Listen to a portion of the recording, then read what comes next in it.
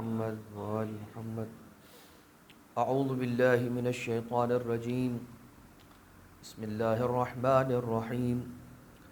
حمدا لک یا ذا الجود والإحسان والفضل والطول والامتنان، وصلاة وسلاما على من لا ينطق عن الهوى إن هو إلا وحي يوحى.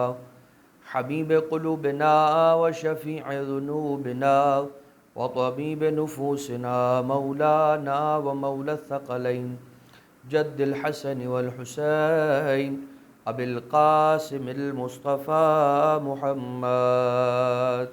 اللهم صل على محمد وآل محمد وعلى آله الطيبين الطاهرين المعصومين المظلومين المنتجبين المنتخبين الميامين الذين أذهب الله عنهم الرجس وطهرهم تطهيرا. اللهم صل على محمد وآله لا سيما على الإمام المنتظر والحجة الثاني عشر واللعنة الدائمة الباقية على أعدائهم ومنكري فضائلهم ومصائبهم وغاصبي حقوقهم من الأزل إلى قيام يوم الدين. أما بعد، فقد قال الله سبحانه وتعالى في محكم كتابه ومتقن خطابه وقوله الحق وهو أصدق القائلين. بسم الله الرحمن الرحيم. رب لا تذر على الأرض من الكافرين ديارا إنك إن تذرهم يضلوا عبادك ولا يلدوا إلا فاجرا كفارا. صلوات. اللهم صل على محمد وآل محمد. مومنین کرام، السلام علیکم ورحمۃ اللہ وبرکاتہ. سب سے پہلے میں اپنی ذات کو، اپنی نفس کو اور پھر اس کے بعد آپ تمام کو تقوی الہی کی نصیحت کرتا ہوں اور وصیت کرتا ہوں. اور یہ جمعہ کا دن جو ہے، جسے پروردگار عالم نے نام ہی اس کا جمعہ قرار اس لیے دیا کہ اس دن پروردگار عالم نے اپنے بندوں کو جمع کیا، عالم بالا میں، عالم ارواح میں، عالم ذر میں، عالم ملکوت میں، اور محمد و آل محمد علیہ السلام کی اطاعت، ان کی اتباع اور ان کی پیروی اور ان سے محبت رکھنے کا وعدہ رب ذوالجلال نے، وہ پرومس جسے میثاق کہا جاتا ہے، عہد کہا جاتا ہے، وعدہ کہا جاتا ہے، وہ پروردگار عالم نے لیا. یہ یقیناً رب ذوالجلال کی بڑی نعمتوں میں سے ایک نعمت ہے روز جمعہ، اس لیے کہ اس دن کو اعیاد میں سے ایک عید قرار دیا گیا ہے. البتہ وہ دن کہ جس دن پروردگار اپنے بندوں کی نیک اعمال کو ملٹیپلائی بائی کئی ایک گنا، کئی مرتبہ اسے ضرب دے کر ملٹیپلائی کر کے ایک عمل کی جزا عطا کرتا ہے، وہ جمعہ کا دن ہے. ہماری گفتگو مسلسل انبیاء کے واقعات اور انبیاء کے قصوں کے اعتبار سے جاری و ساری اور چل رہی ہے، اور ہماری بات حضرت ادریس علیہ السلام سے ہو کے گزرنے کے بعد حضرت نوح علیہ السلام تک پہنچی تھی. حضرت نوح علیہ السلام، ظاہر سی بات ہے، کتاب معانی الاخبار، شیخ صدوق اس کے مصنف ہیں، انہوں نے یہ لکھا کہ حضرت ادریس جس طرح سے ان کا نام ادریس نہیں تھا، اسی طرح سے حضرت نوح کا نام بھی نوح نہیں تھا، لقب نوح تھا. ان کا لقب ادریس تھا، ان کا لقب نوح علیہ السلام تھا. کیا وجہ تھی؟ وہ نبی خدا کہ جن کا نام عبد الغفار یا عبد الشکور ملتا ہے تاریخ میں، ان کو نوح کہہ کر کیوں پکارا گیا؟ تو روایت ہی بیان کرتی ہے، نوح جو نون واو ہے کا جو لفظ ہے، یہ معنی اس کے میننگز ہیں نوحہ کرنے کے، گریہ کرنے کے، رونے کے، گریہ وزاری کرنے کے. تو حضرت نوح علیہ السلام نوحہ کرتے تھے کس پر؟ اپنی قوم پر. مختلف روایتیں ہیں اس اعتبار سے. ایک یہ کہ حضرت نوح علیہ السلام اپنی قوم پر گریہ کرتے تھے اور روتے تھے کہ اے پروردگار، میں بار بار نصیحت پر نصیحت کرتا ہوں، ان کو توحید کی طرف دعوت دیتا ہوں، اتنی محنت کرتا ہوں، لیکن یہ لوگ راہ حق پر اور توحید کے راستے پر نہیں آتے ہیں. ایک روایت یہ کہتی ہے کہ حضرت نوح علیہ السلام کا لقب اس وقت نوح قرار پایا کہ جب آپ کو کشتی، جب چلی حضرت نوح علیہ السلام کی، اس لیے کہ جب ہمارا اس موضوع کا آغاز ہوا تھا تو ہم نے سب سے پہلا جو خطبہ آپ کی خدمت میں عرض کیا تھا وہ حضرت نوح علیہ السلام کے احوال پر ہی تھا۔ اس کے بعد پھر یہ طے ہوا تھا کہ ہم حضرت جتنے بھی انبیاء ہیں ان کے واقعات پر ڈسکس کریں گے، تو پھر ہم نے پھر حضرت آدم علیہ السلام سے سٹارٹ لیا تھا۔ تو دا ویری فرسٹ پروفٹ کی جن کے بارے میں ڈسکشن ہوا تھا دیٹ واز حضرت نوح علیہ السلام۔ اس لیے حضرت نوح علیہ السلام کا اس وقت جب ہم نے کچھ بیان کیا تھا تو کافی ساری باتیں اس وقت آ گئی تھی۔ تو اب جو ہم حضرت نوح علیہ السلام کو ڈسکس کریں گے that would be at least وہ باتیں کہ جو بیان نہیں ہو پائیں وہ آپ کی خدمت میں عرض کرنے کی کوشش کی جائے۔ تو حضرت نوح علیہ السلام کی کشتی جب چلتے چلتے ایک مرتبہ ڈولنے لگی اور لوگ اتنا زیادہ خوف زدہ ہوئے اس کے اندر اور اتنا شور مچا اور لوگ روئے کہ ایسا محسوس ہوتا تھا کہ یہ کشتی کہ جس کا نام ہی کشتی نجات ہے، وہ کشتی جو ہے وہ ڈوب جائے گی، یا دائیں جانب الٹ جائے گی یا بائیں جانب۔ اتنے میں حضرت نوح علیہ السلام نے پروردگار عالم سے یہ التجا کی کہ اے اللہ، اس کشتی کو تو بچانے کا وعدہ کیا ہوا ہے تو کیا یہ ڈوب جائے گی؟ تو خدا کا جواب آیا نہیں، یہ ڈوبے گی تو نہیں۔ پھر کہا یہ ہچکولے کیوں کھا رہی ہے، کبھی دائیں جانب جھکتی ہے کبھی بائیں جانب جھکتی ہے۔ تو آواز قدرت آئی کہ اے نوح فکر نہ کرو، مسئلہ یہ ہے کہ تمہاری کشتی اس وقت ایک ایسے ٹکڑے سے، ایک ایسی جگہ سے گزر رہی ہے کہ جو جگہ وہ ہے کہ جہاں پر کائنات کی سب سے بڑی مصیبت رونما ہونے والی ہے۔ حضرت نوح علیہ السلام نے پوچھا وہ کون سی مصیبت ہے؟ کہا جیسے تم نبی ہو ویسے میرا آخری نبی ہوگا جو میرا سب سے محبوب بندہ ہے، اور اس کائنات میں سب سے زیادہ میں نے فضیلت انہی کو دی اور سب سے زیادہ محبت اسی سے کی ہے، سب سے زیادہ پیار اسی سے کیا ہے، اور سب سے عظیم علیکم السلام ہستی وہی ہے، خیر البشر، خیر البریہ، افضل مخلوقات، رسالت مآب، ان کا نواسہ حسین ابن علی۔ وہ اس زمین پر کہ جس زمین سے آپ کی کشتی گزر رہی ہے، یہاں پر اس حسین ابن علی کو 3 دن کا بھوکا پیاسا شہید کر دیا جائے گا، مظلومیت کے ساتھ قتل کر دیا جائے گا۔ تو وہ جو کشتی نوح تھی وہ بھی بڑی سموتھلی چلی، مگر جب کربلا سے گزری تو اسے بھی قرار اور چین نہ رہا۔ یہی وجہ ہے کہ جو مومن ہوتا ہے، جو سالم دل رکھنے والا ہوتا ہے، جب وہ کربلا کی سرزمین پر پہنچتا ہے تو اس کا دل وہاں جا کر چاہے کوئی مصائب پڑھے نہ جائیں، چاہے کوئی نام حسین لیا نہ جائے، اس کا دل وہاں جا کر بے چین ہو جاتا ہے، اس کا منہ خشک ہونے لگتا ہے، اسے نیند میں مشکل ہونے لگتی ہے، ایک وحشت سی محسوس ہوتی ہے۔ یہ انسان کے ایمان کا تقاضا ہے اور اس کی روحانی ایک وجہ ہے۔ البتہ حضرت نوح علیہ السلام تو ایک نوح کو علیہ السلام نوحہ کرنے والا کہا جانے کی وجہ سے آپ کا لقب نوح قرار پایا، ورنہ آپ کے 2 طرح سے نام ملے، یا ایک نام ملا عبد الشکور، الگ روایتیں، اور ایک ورژن آف دی ٹریڈیشنز اور احادیث اور روایات میں یہ ملتا ہے کہ آپ کا نام عبد الغفار تھا۔ البتہ ہم آگے جا کر یہ آپ کی خدمت میں عرض کریں گے کہ دونوں ہی طرح سے حضرت نوح علیہ السلام کو نام دیا جا سکتا ہے اور ان کو انٹائٹل اور ان کو ان نیم کیا جا سکتا ہے، اس لیے کہ بہت زیادہ شکر کرنے والے تھے اس لیے عبد الشکور بنے، اور بہت زیادہ معاف کرنے والے تھے اس لیے عبد الغفار بنے۔ البتہ حضرت نوح علیہ السلام بائی پروفیشن کون تھے؟ ایک کارپینٹر تھے، ایک نجار تھے۔ عربی زبان میں کارپینٹر کو نجار کہا جاتا ہے۔ حضرت نوح علیہ السلام کارپینٹنگ کیا کرتے تھے، لکڑیوں کی چیزیں بنایا کرتے تھے، اور پھر بعد میں یہی ہوا کہ حضرت نوح علیہ السلام ہی نے کشتی کو تیار کیا اپنی اس ایکسپرٹیز کے ذریعے سے۔ امام معصوم علیہ السلام کی چند ایک روایتوں میں آپ کا نام عبد العلا یا عبد العلا بھی ملتا ہے۔ اب یہاں پر دیکھیے کہ وہ جو حضرت نوح علیہ السلام نے تبلیغ دین کی تھی، اور حضرت نوح کو جو بیسک ان کی جو رسپانسبلٹی تھی وہ کیا تھی کہ لوگوں تک جو میرا میسج ہے، جو اٹرنل اینڈ ڈیوائن میسج ہے اللہ کا، کیا he is one, there is no God but Allah, ایک اللہ، ایک خدا ہے۔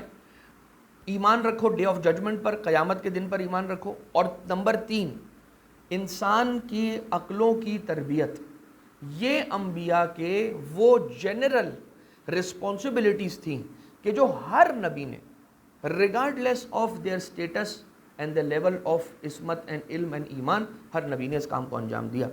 950 سال حضرت نوح علیہ السلام قوم کے لوگوں کو دعوت دیتے رہے، مگر لوگوں نے حضرت نوح علیہ السلام کی بات کو نہ سنا، اور لوگ یہاں تک اس مرحلے تک پہنچ گئے تھے کہ جب حضرت نوح علیہ السلام ایک وقت آیا کہ جب آتے تھے پیغام توحید لے کر تو لوگ کہتے تھے نعوذ باللہ نعوذ باللہ نعوذ باللہ ثم نعوذ باللہ، یہ دیوانہ ہو گیا، دماغ نعوذ باللہ من ذالک چل گیا ہے۔ اب آپ نوٹ کریں، کئی ایک مرتبہ اگر باقاعدہ وہ چارٹر تیار کیا جائے، وہ لسٹ بنائی جائے کہ جس لسٹ کا عنوان یہ ہو کہ کون کون سے نبیوں کو نعوذ باللہ دیوانہ کہا گیا، تو ایک بہت بڑی اور طویل فہرست تیار ہو جائے گی کہ جہاں پر نبیوں کو، بندگان خدا کو دیوانہ کہا گیا اور یہ کہا گیا کہ ان کا دماغ نعوذ باللہ کام کرنا بند ہو چکا ہے، چھوڑ چکا ہے، اور خاص طور سے اس وقت کہا گیا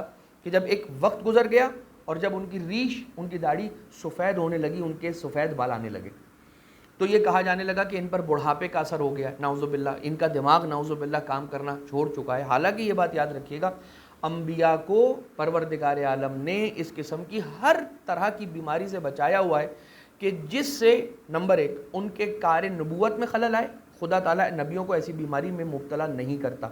نمبر ٹو، کوئی ایسی بیماری کہ جس بیماری کی وجہ سے لوگ ان سے دور ہو جائیں، اس لیے کہ نبی کا کام یہ ہے کہ لوگوں کو کھینچ کر راہ ہدایت پر لے کر آنا، تو کوئی ایسا مرض کہ جس سے ان کے نبوت کی کسی بھی رسپانسبلٹی کو ادا کرنے میں کوئی پرابلم ہو، وہ بیماری انہیں کبھی بھی نہیں ہوگی۔ اور اگر ہو کوئی ایسی بیماری تو وہ یہ بات یاد رکھیے گا کہ وہ جو مرض ہے، جو کسی نبی کو، جیسے مثال کے طور پر جب حدیث کے ساتھ پڑھی جاتی ہے تو آپ یہ سنتے ہیں کہ انی اجدو فی بدنی ضعفا، کہ رسول نے فرمایا کہ اے میری بیٹی فاطمہ سلام اللہ علیہا، انی اجدو فی بدنی ضعفا، میں اپنے بدن میں ضعف محسوس کر رہا ہوں۔ اب یہ تو بات اسی وقت کی جائے گی، مناسب اور ریلیونٹ اسی موقع کے لیے ہے، اور انشاءاللہ اس موقع پر یہ بات انشاءاللہ آئے گی کہ حدیث قصہ جب ڈسکس کی جائے گی۔ لیکن یہ ایک جملہ صرف کہ انی اجدو فی بدنی ضعفا، میں اپنے بدن میں ضعف محسوس کرتا ہوں، غور کریں اور تھوڑا سا ان ڈیپتھ جائیں، علم حاصل کریں، یہ بات یاد رکھیں۔ ٹرائی ٹو ایکوائر نالج، ہمارا ہتھیار نالج کیوں ہے؟ جب آپ کے پاس نالج ہوتی ہے تو آپ بہت ساری چیزوں کو ڈیسائیڈ کر سکتے ہیں، بہت ساری چیزوں کو آپ سمجھ سکتے ہیں، صحیح غلط میں آپ تمیز لا سکتے ہیں۔ نالج حاصل کرنا، دیکھیں ایک ہے انفارمیشن اور ایک ہے نالج۔ پروردگار عالم نے انفارمیشن کو نور نہیں کہا ہے، پروردگار عالم نے معلومات کو یہ نہیں کہا ہے کہ المعلومات نور، پروردگار عالم نے کیا فرمایا؟ العلم نور یقذفہ اللہ فی قلب من یشاء، جس کے دل میں چاہتا ہے پروردگار عالم نور کو رکھ دیتا ہے۔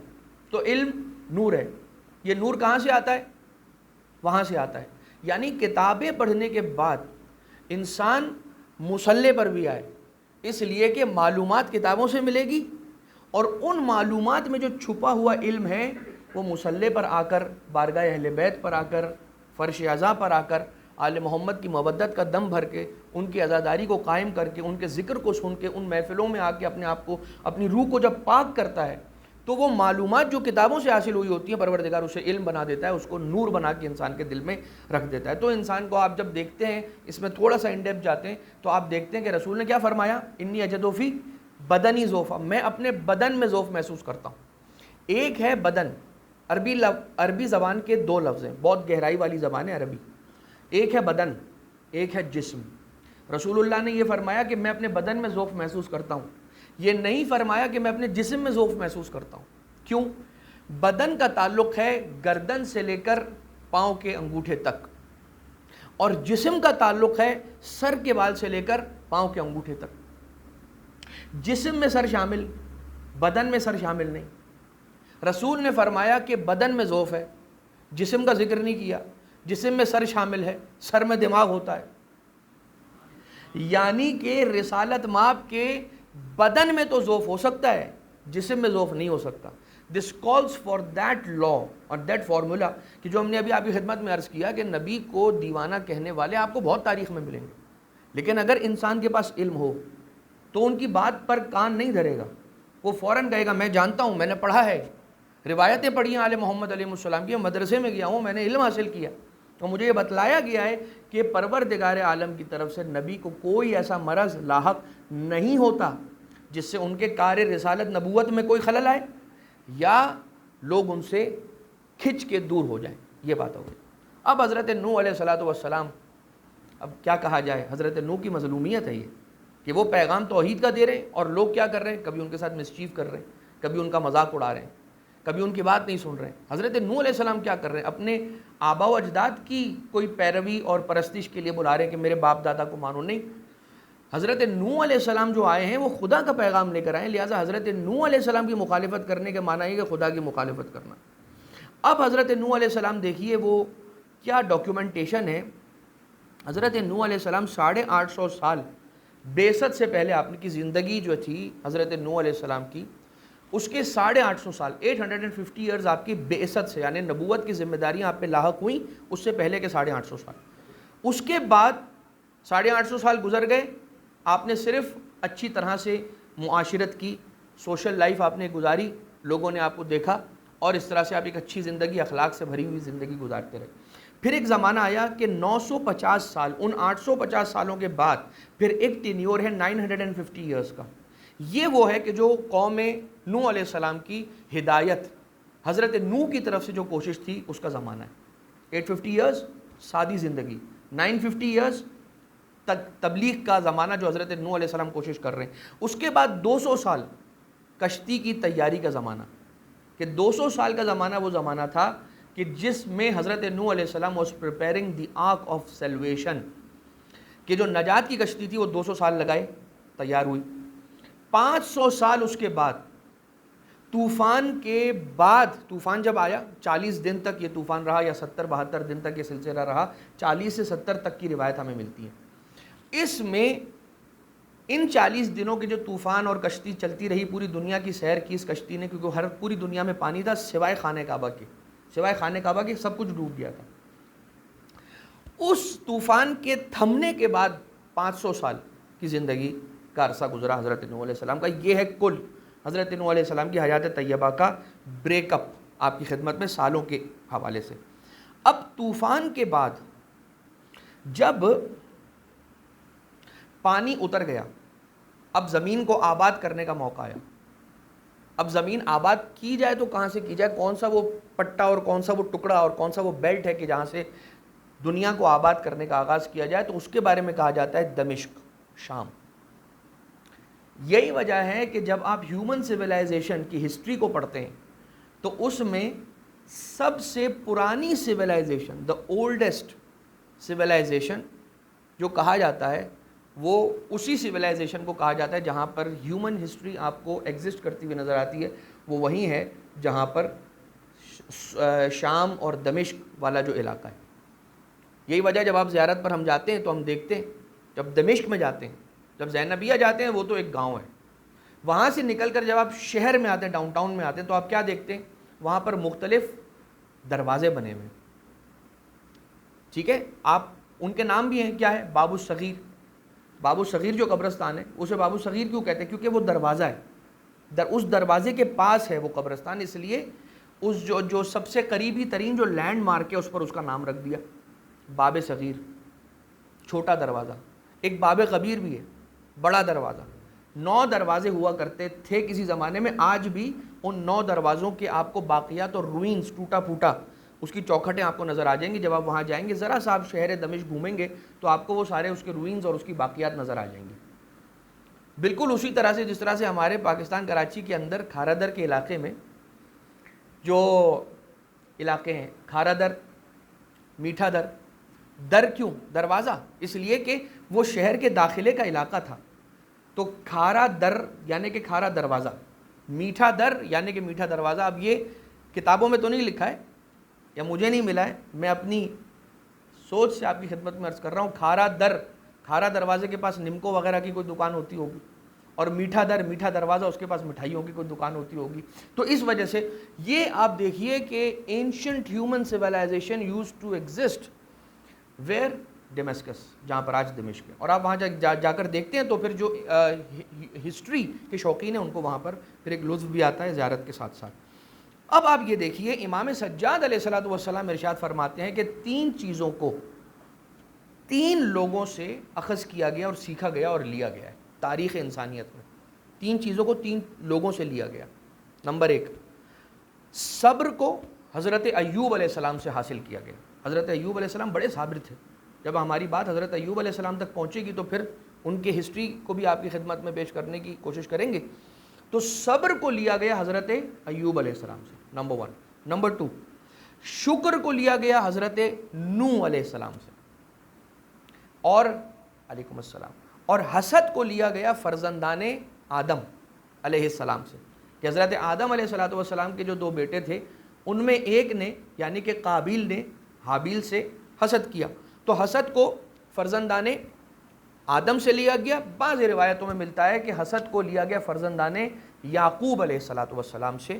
البتہ دونوں ہی اعتبار سے بات درست ہو سکتی ہے، اس لیے کہ وہاں پر بھی حسد ہوا اور یہاں پر زیادہ بڑا، علیکم السلام ورحمۃ اللہ، زیادہ بڑے آپ کو پیمانے پر حسد ہوتا ہوا نظر آیا حضرت یعقوب علیہ السلام کے بیٹوں کے درمیان. اب آ جائیے، حضرت نوح علیہ السلام اتنا شکر ادا کرتے تھے خدا کا، اتنا شکر ادا کرتے تھے کہ آپ کا نام ہی عبد الشکور پڑ گیا.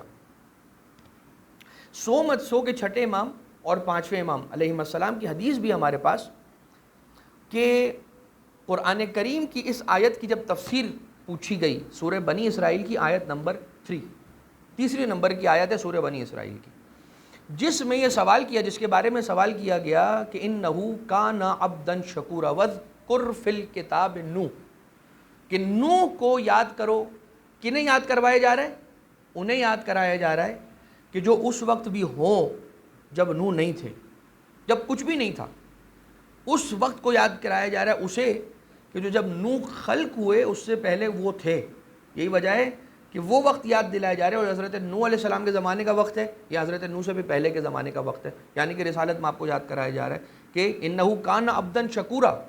اب عبدا شاکرہ کا مطلب الگ ہوتا ہے، عبدن شکورہ کا مطلب الگ ہوتا ہے. جب آپ تھوڑی سی عربی کی گہرائی میں جائیں گے تو یہ چیزیں آپ پر انفولڈ ہوں گی، جو عربک سنٹیکس کی باریکیاں ہیں. کہ عبدن شاکرہ کہا جاتا تو کہا جائے ایک نارمل شکر گزار بندہ، لیکن عبدن شکورہ کا مطلب ہے بہت زیادہ شکر کرنے والے. سپرلیٹو ٹینس ہے، صیغہ مبالغہ اسے کہا جاتا ہے شکور. پھر امام علیہ السلام نے فرمایا کہ صبح شام وہ ایک دعا پڑھتے تھے حضرت نوح علیہ السلام، اور وہ دعا کیا تھی؟ چھٹے امام سرکار نے فرمایا، ذرا دیکھیے، کسی نے نہیں بتایا، وہ جو 5ویں اور چھٹے امام نے بتایا، اور نبی کے بارے میں بتایا جو ہزاروں سال پہلے کی بات ہے. مولا فرماتے ہیں حضرت نوح علیہ السلام صبح اور شام یہ کہا کرتے تھے، اللہم انی اشہدک انہو ما اصبح و امسا بی من نعمت و عافیت، کہ اے پروردگار میں گواہی دیتا ہوں اس بات کی کہ میں صبح نہیں کرتا، میں شام نہیں کرتا، مگر یہ کہ تیری نعمتوں میں گرا ہوا ہوتا ہوں اور تیری عافیتوں میں گرا ہوا ہوتا ہوں. عافیت ایک انڈیپینڈنٹ ٹاپک ہے جس پر گفتگو ہو سکتی ہے اور بہت طولانی کلام اور بات چیت ہو سکتی ہے. عافیت کیا چیز ہے؟ اتنی بڑی چیز ہے جس کو امام معصوم علیہ السلام نے کہا کہ ہماری اور آپ کی ایمانی چیزوں کے علاوہ جو دنیاوی اور فزیکل نعمتیں ہیں ان میں سب سے بڑی دولت جو ہے وہ عافیت ہے. کہ اگر عافیت ہے تو پیسہ کام آتا ہے، اگر عافیت ہے تو انسان انجوائے کرتا ہے اپنی لائف کو، اگر عافیت نہیں ہے تو انسان کی زندگی اس کے کام کی نہیں ہے، وقت اس کے کام کا نہیں ہے، اس کا مال اس کے کام کا نہیں ہے. لیکن خیر اس کی طرف پھر کسی اور موقع پر فمن کا وحدک لا شریک لک لک الحمد و لک الشکر بہا علیہ حتی ترضا و بعد الرضا، حتی ترضا و بعد الرضا، یعنی اے پروردگار اب ان ساری نعمتوں میں جس میں ہر وقت گرا ہوا ہوں، ان ساری عافیتوں کے لیے کہ جن میں ہر وقت مجھے ان عافیتوں نے گھیرا ہوا ہے، پروردگار اس پر شکر ہے تیرا، ہر وقت شکر ہے، صبح بھی شکر ہے، شام بھی شکر ہے. اس وقت تک تیرا شکر ہے جب تک تو راضی نہ ہو جائے، بلکہ جب تو راضی ہو جائے اس کے بعد بھی تیرا شکر ہے. یہ ہے کمال کی بات کہ حتی ترضا و بعد الرضا، یعنی کہ اس کا مطلب یہ ہوا کہ یہ جو شکر ہے نا جو حضرت نوح علیہ السلام کر رہے ہیں، یہ صرف خدا کو راضی کرنے کے لیے نہیں کر رہے ہیں کہ اے پروردگار تو راضی ہو جا، hence we have achieved what we wanted, اب شکر کرنے کی ضرورت نہیں ہے. نہیں، حضرت نوح کہہ رہے ہیں حتی ترضا و ما بعد الرضا، کہ تیرے راضی ہونے تک شکر بلکہ اس کے بعد بھی تیرا شکر. اس کا مطلب یہ ہوا کہ کوئی ایسی خاص لذت ہے، کوئی ایسا پلیجر ہے اس کے اندر شکر کرنے میں خدا کا کہ جس کی لذت حضرت نوح چکھ چکے ہیں، اور اس لذت کی وجہ سے یہ کہہ رہے ہیں کہ تیرے راضی ہونے تک تیرا شکر نہیں ہے، تیرے راضی ہونے کے بعد بھی تیرا شکر ہے۔ شکر اس زیادہ تو بات نہیں ہو سکے گی، اس لیے کہ بات حضرت نوح علیہ السلام کی، لیکن آپ عبد الشکور ہیں، آپ کا نام نامی اسم گرامی۔ تو ایک جملہ سن لیجئے، اگر انسان یہ کہتا ہے، جیسے کہ اب سمجھانے کے لیے صرف عرض کر رہا ہوں، so let me use this Liberty, اور مجھے یہ جو بات کرنے جا رہا ہوں اس کی اجازت دیجیے گا، کہ جو انسان سٹاک کے اندر انویسٹ کرتا ہے اس میں کیا ہوتا ہے؟ ایک ہوتی ہے ٹریڈنگ، انسان لگاتا ہے نکال لیتا ہے، لگاتا ہے نکال لیتا ہے۔ ایک ہوتا ہے کمپاؤنڈنگ، آپ اس میں کمپاؤنڈ کرتے ہیں، یعنی جو آپ پیسے اس میں لگاتے ہیں پھر آپ نکالتے نہیں ہیں، آپ کو جو فائدہ ملا، جو پروفٹ ملا، جو ڈیویڈنڈ ملا، اگین آپ اسے ری انویسٹ کرتے ہیں، دس از کالڈ کمپاؤنڈنگ۔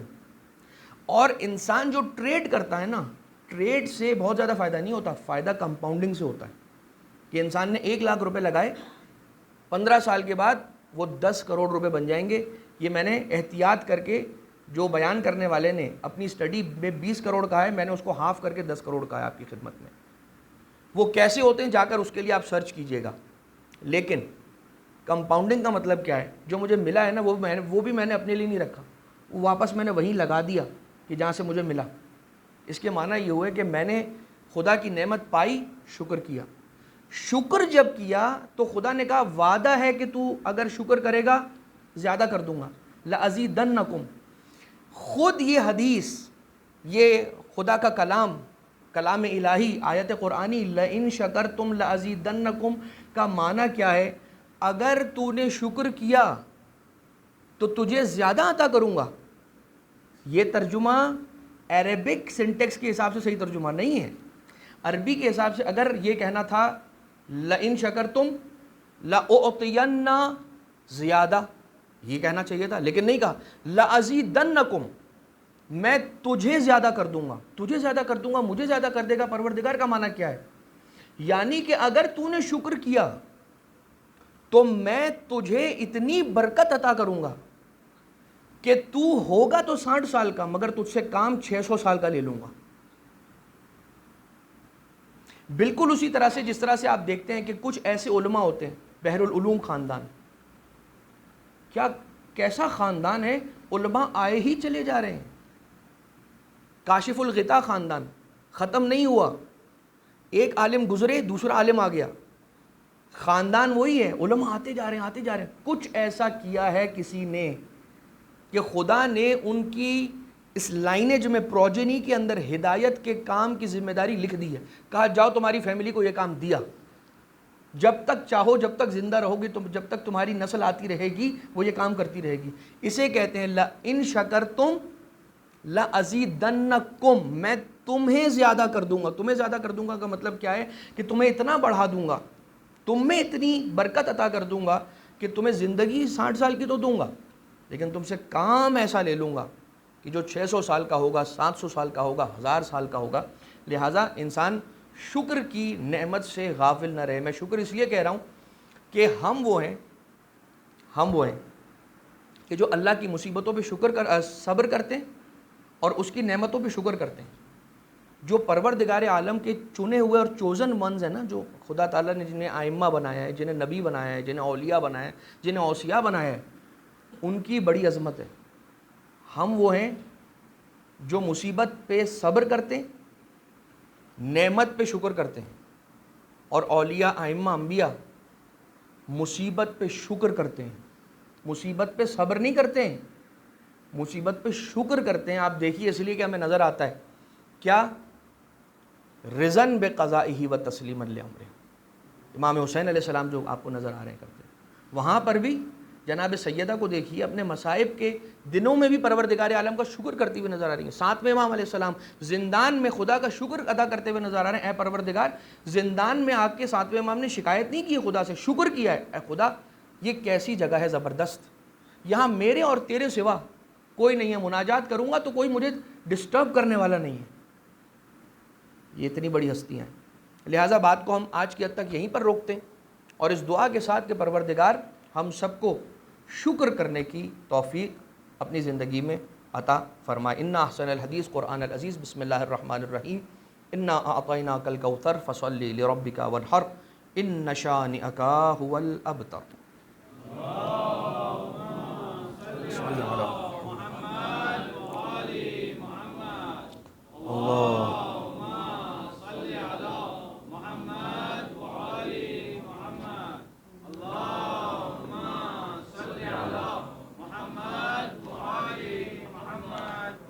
اعوذ باللہ من الشیطان الرجیم. بسم اللہ الرحمن الرحیم. الحمد للہ رب العالمین والصلاة والسلام علی سیدنا و نبینا وحبیب قلوبنا وشفیع ذنوبنا وطبیب نفوسنا مولانا ومولا الثقلین جد الحسن والحسین ابی القاسم المصطفى محمد.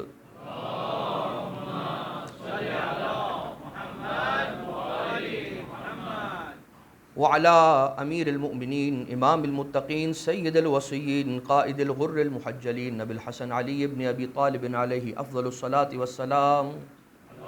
اللہم وعلى الصدیقۃ الکبریٰ فاطمۃ الزہراء سیدۃ نساء العالمین. صلی علی محمد وعلی محمد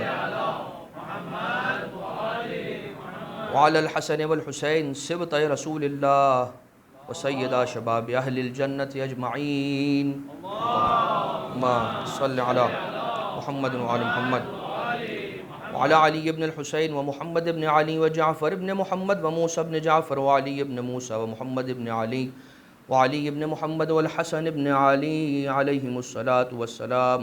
اللہم صلی علی مولانا صاحب الزمان ماحی آثار البدع والطغیان ہادم ابنیت الشرک والنفاق حاسد فروع البغی والشقاق صلوات اللہ وسلامہ علیہ وعلی آبائہ الکرام متصلت اللیالی والایام. اللہم عجل فرجہ وسہل مخرجہ واکحل ناظرنا بنظرت منا الیہ واجعلنا من المستشہدین بین یدیہ.